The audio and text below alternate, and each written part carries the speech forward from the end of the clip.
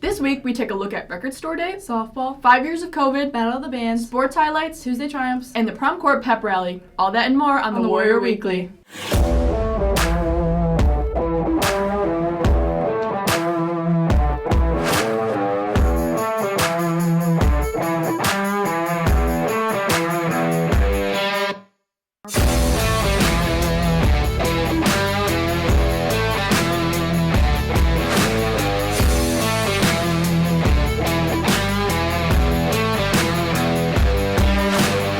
Good morning, Warriors, and welcome to this week's edition of the Warrior Weekly. Presented by Warrior Student Media, I'm Grace Summers. and I'm Fionn Curtain. This week we take a look at a number of exciting events and stories at MCHS. But first, McHenry's Warrior Student Media traveled to Siren Records for a Record Store Day in McHenry.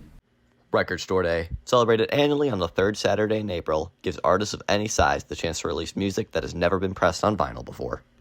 Record Store Day is an event that embraces indie stores. It's been around, and I think this is probably like the 17th year or something like that. Don't hold it to me, but it's been around for a while on there.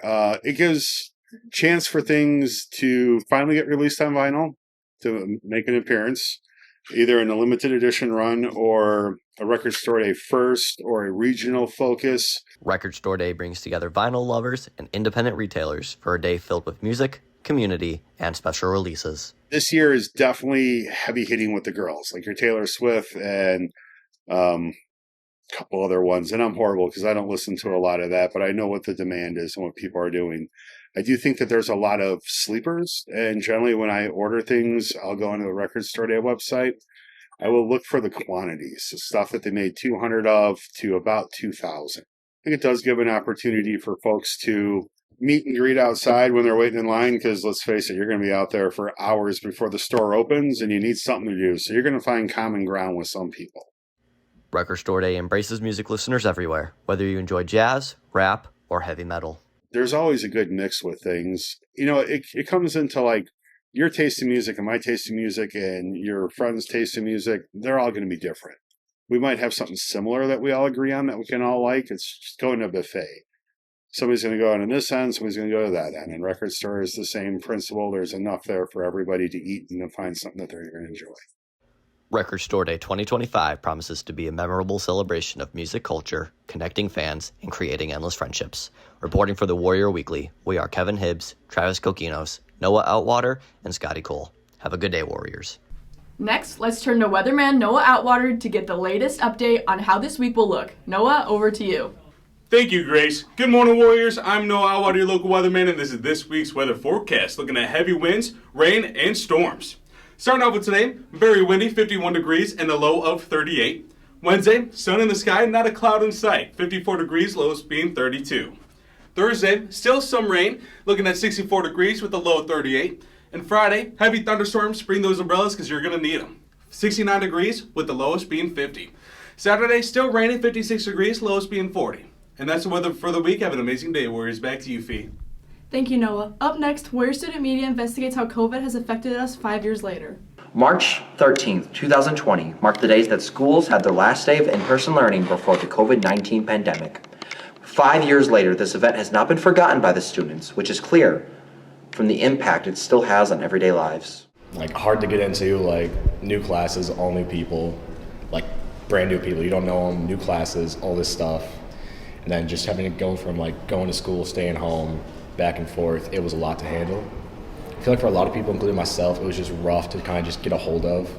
Because, like, you get more, like, lazy trying not to do work when you're at home, and then going to school, you gotta, like, get back into the swing of things. Even after the pandemic passed, the effects haven't fully gone away. Some have made a long-lasting effect on the students, such as attendance and mental health. I feel like it's affected the students of the school mostly because there's this low attendance, low, like, I guess, effort put into school now. But, like, once you get a taste of that freedom, like, you don't have to do your work as much, like, more free time leeway. It's really affected, like, effort and just output of attendance in schools, especially ours. While Braden wasn't as affected by the COVID-19 pandemic, others have a very different perspective on the pandemic, such as Orion West. I feel like it gave us a needed amount of time to think about ourselves and think on our like personality and stuff like that. On the other hand, if it didn't happen, I feel like we wouldn't have that time and I would have figured it out eventually, but I feel like that time was essential. Despite the 5 years that have passed, the pandemic will never be forgotten with how much it has impacted not only people in the world, but people right here at MCHS. Reporting for the Warrior Weekly were Lex Bach, Ryson Dalcheka, Haley Wilkerson, and Cadence Hendricks. MCHS held its annual Battle of the Bands event this past week, where students shredded away the night of musical genius.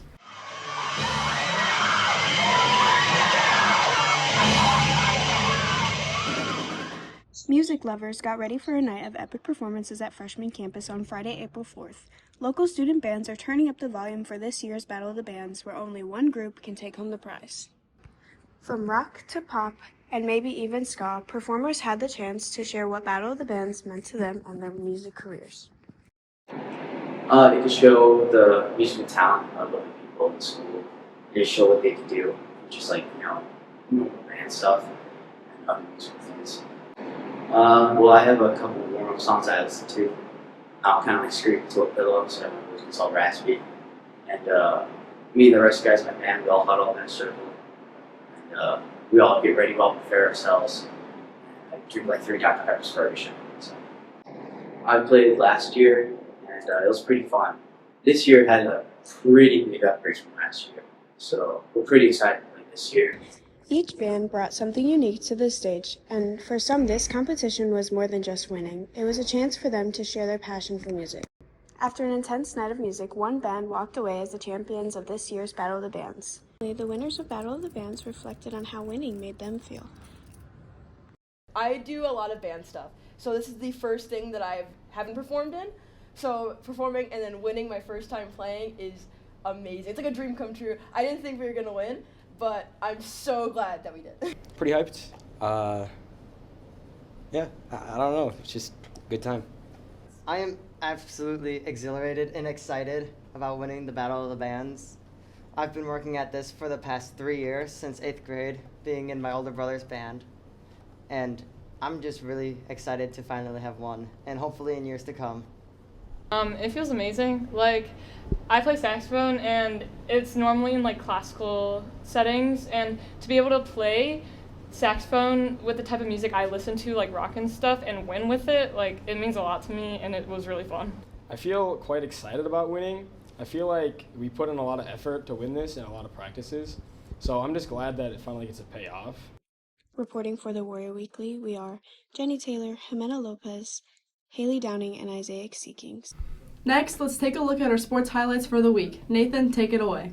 On Tuesday, our very own Varsity Warriors baseball team took on number 10 ranked Hampshire High School Whippers in a tight matchup that ended with Warriors pitchers senior Brandon Shannon throwing 6 strong innings with 14 strikeouts, and senior Zach Reddy shutting down Hampshire for a combined no-hitter in a 2-0 Warriors win. On Thursday, the varsity softball team took down Cary Grove in a thrilling conference matchup. Ending with a score of 16-9, junior Natalie Bender went 3 for 6, driving 3 runs with a double and a triple. That's all for this week's sports highlights. Be on the lookout next week as McHenry soccer, boys and girls lacrosse, baseball, and softball all have some action this week. Have a wonderful day, Warriors. Thanks, Nathan. Let's go to Dawson Alvarado for this week's Tuesday Triumphs. Good morning, Warriors. This segment of the Warrior Weekly is dedicated to students and staff members who had a triumphant week and wanted to share their stories for this week. Hence the title, Tuesday Triumphs. Let's hear what our wonderful colleagues had to say.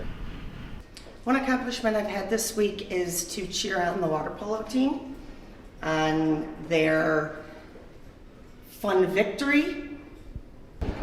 I finished my taxes this week, and I'm proud that I did that, and I don't owe anyone. So this week, one of the wins was I got to actually take my son to practice. We didn't have training one night, which rarely happens, so I was able to take him and his friend to practice. Had some good time together in the car, and that's rare when you're a coach. So just really enjoyed that time hanging out with one of my boys this week. Sound good? Yeah. What accomplishment I had this week is I went to go see the Minecraft movie. Be on the lookout for Tuesday Triumph staff for next week. Reporting for the Warrior Weekly, we are Dawson Alvarado, Emmanuel Ortiz, and Hunter Hinckley. Lastly, MCHS held their final pep assembly of the year in the lower gym to celebrate prom court, as well as some fun games presented by students and staff. Last Friday, students from both campuses celebrated the last pep rally of the year. Students and staff slid and sprinted their way into the school spirit. Not only does this pep rally hold fun events, but also bring good connections between every person in the community. So on one of the first meetings we had for this semester, we had our whole committee just brainstorm ideas and throw them on the board. And then we kind of like shuffled through them to see which one we would like the best. And we settled on Mardi Gras because we haven't really done anything Mardi Gras-esque.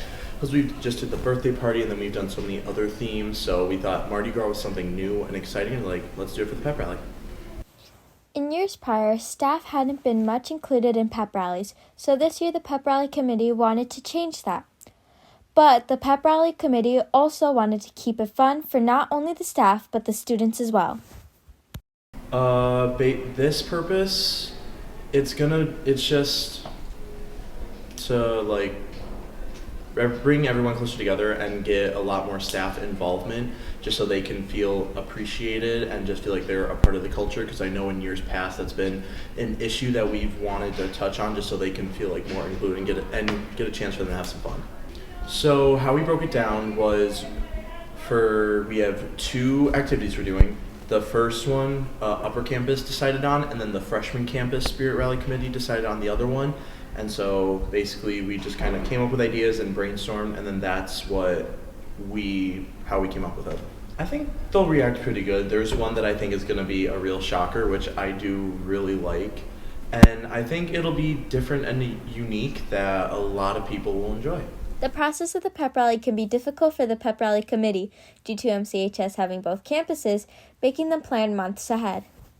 You know, because we are so disjointed as 2 different buildings, it's really hard for us to find opportunities that our entire school is together at one time.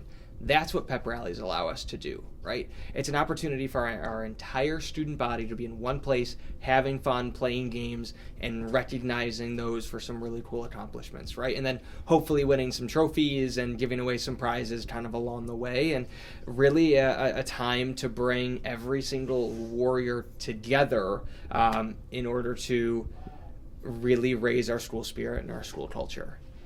Because of the pep rally committee, they make it possible for both campuses at MCHS to have more fun and be more connected as a community. Reporting for the Warrior Weekly, I'm Ika Villa, Cora Bentz, and Addison Dempsey. That's all for today's show. Be sure to follow the Warrior Weekly on all social media platforms, including X, Insta, and TikTok. For Fion Curtain and all of Warrior Student Media, I'm Grace Summers. Have a wonderful week, Warriors.